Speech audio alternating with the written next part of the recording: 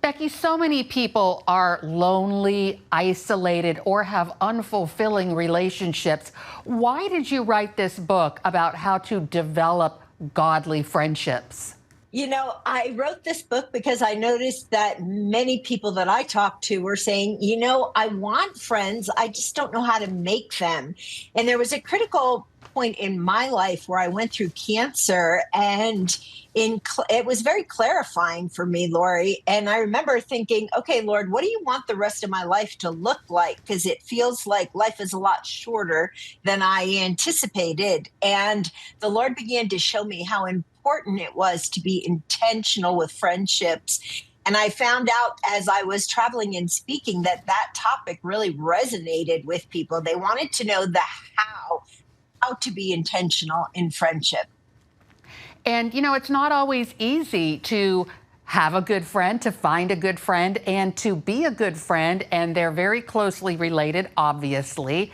And really, you go to the book of Proverbs a lot for your inspiration when you teach people how to be a good friend and how to find a good friend.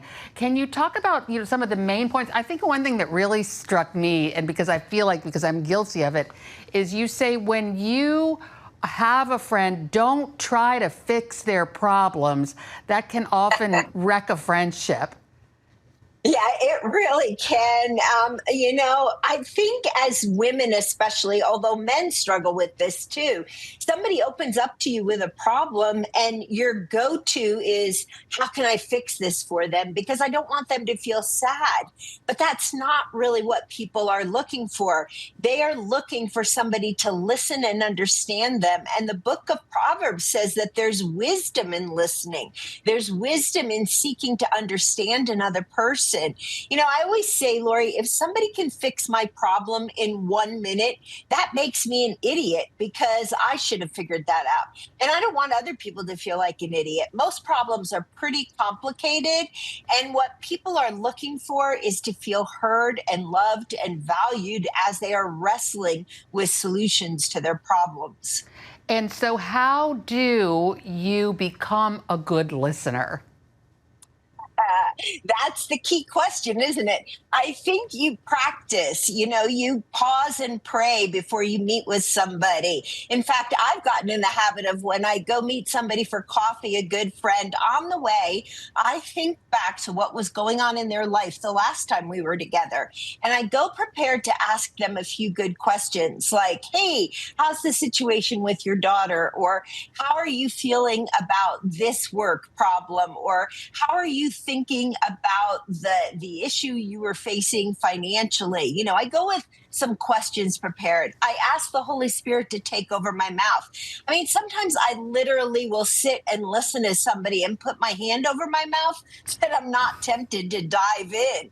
I've learned to lay my own stuff aside, to kind of put it in a file in my brain so that I can be fully intentional about being attentive to the other person.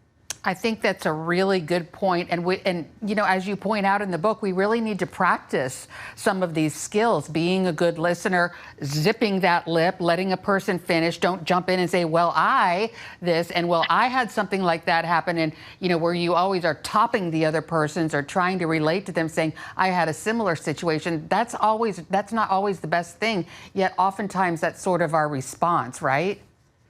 It so is. A good friend of mine said, always let the other person have their moment in the sun, the moment to be the star of the show.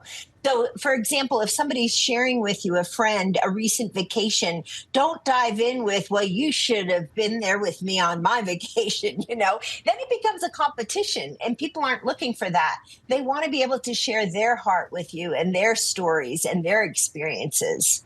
And a lot of the things that you point out in this book, how to be a good friend, how to have a good friend, they really do take work. And a lot of people these days, with our convenient society are like, you know what, it's just too much trouble to have friends. But you really point out the benefits, the rewards of having a good friend and being a good friend. Can you talk about those? Yeah. So, the statistics are that if you have a good friend, you have far less stress, far less anxiety. In fact, it lowers your blood pressure. I read that. Patients who go through cancer, the Mayo Clinic says if they have good friends, they have a far higher rate of survival through the treatments of cancer than if you don't have good friends. One study I read said that spending time with really good friends increases your happiness as much as if you had a $133,000 raise per year. So God knew what he was doing when he designed us for friendship. Jesus himself had friends. And if we want to live the abundant life that Jesus promises us, we're going to follow his example and find those close friends and really invest in them. And you talked before about how we don't need to always be fixing our friends' problems. And often that's a female thing, but men do it too. And here's another thing that a lot of women get sucked into, but men as well, is really letting your friends drain from you. And they really ask a lot. And all of a sudden, you're not able to do the responsibilities in your own life. And so therefore you talk about boundaries in a relationship. Can you sort of lay those out? That really spoke to me too. Yeah, boundaries make good neighbors, right? So when in our neighborhood, we know where the boundary lines of our property fall, and that makes us, excuse me, a good neighbor to our neighbors, right? The same principle holds true in friendships. Knowing where your limits are, where your boundaries are, will help you be a better friend to others because you're not going to be always breaking your own boundaries to be everything to them. You can't be everything to them. And so some of the principles that I talk about in the book are learning how to say the sweet, uncomplicated no. I'm not able to do that right now. You know, when you don't set boundaries, Lori, the net result is you end up resenting that other friend that's asking you for so much. But the truth is, it's really not their fault. It's your fault for not setting boundaries where you need them. We must embrace our limits as humans. All right, I've gotten into friendships where I feel like, oh, I think this person sees me as their therapist, and it's really getting hard and really is a drain. And that sort of goes into another thing that you point out, which is we need to have realistic expectations of our friends. Otherwise, we're going to be disappointed. So if you think that your friend is going to take the place of God, your husband, a therapist, you're going to be disappointed. Absolutely. You know, we have to monitor our expectations of each other.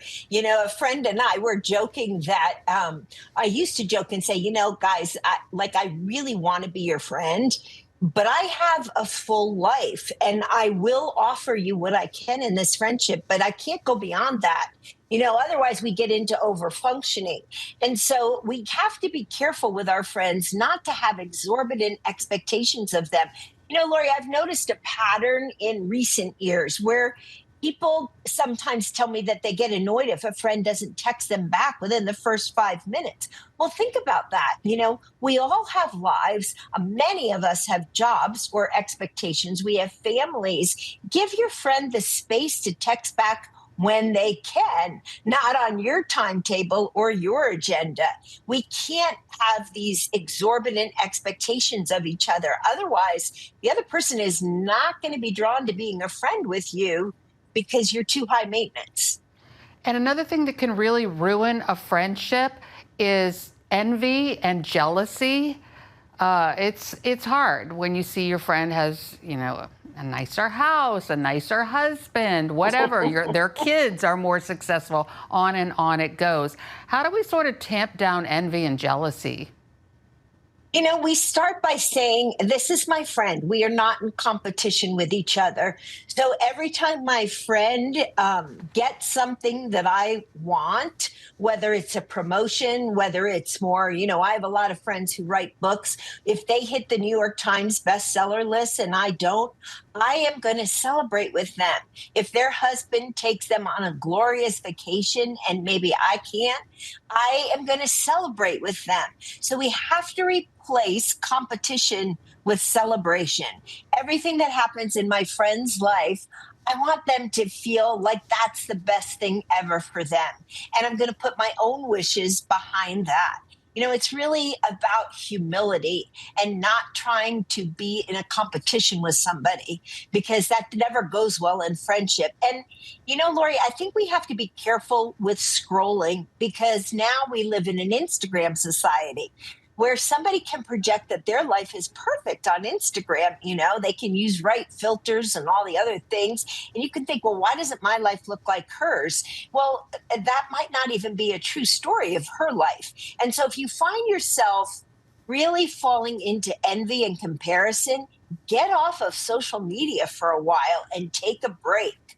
Absolutely. I love that so much, because Instagram, social media depictions are, I would say, 99.9% false. That is not who those people are. And if you know somebody really close and you know how many problems they have, and then look at their social media, you would think that they don't have any problems. So absolutely. And, how do we do that, though, when we have in-person relationships? How do we be happy for other people's successes? I think that is sort of the litmus test of our character, really, not just as who we are as friends, but if we can look at other people's successes and be happy for them. A lot of us deep down inside aren't. Yeah, and it starts with a choice in your mindset. We have the power to control our minds that other created creatures don't. But as humans, God has given us the right and the power to direct our thoughts.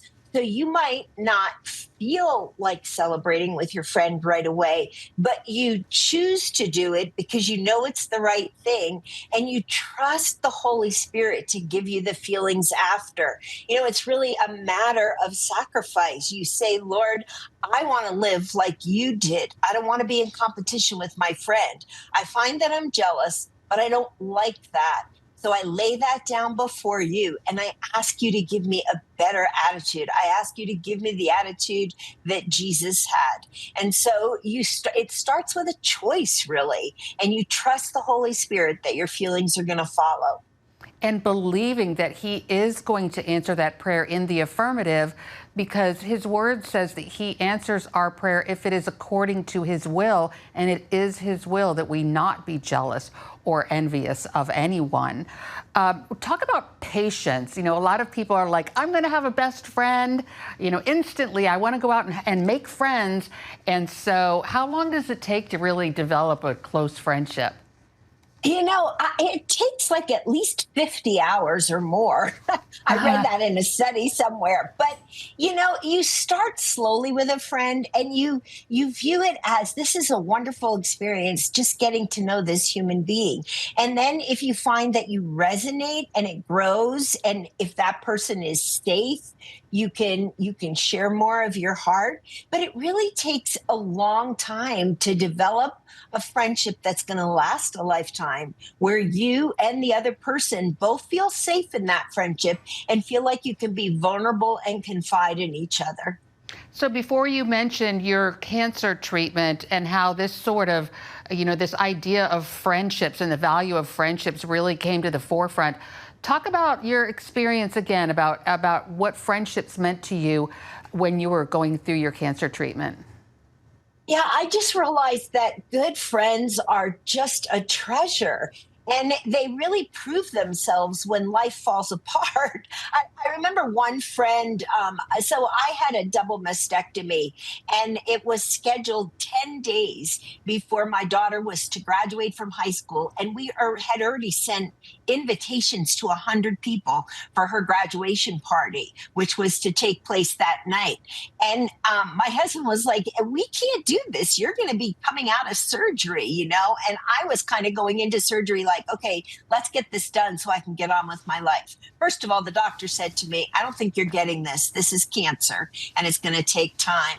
But what I remember about that graduation party is a friend of mine whose name was Kathy. She stepped in and she said, Becky, don't worry about this party. I'm going to completely take over. And she did. She brought in all the food. She brought in the flowers, you know. And as I look back on those pictures of the graduation party, Lori, I look like I'm sleeping, standing up because I was so worn out from surgery. But my good friend took over for me.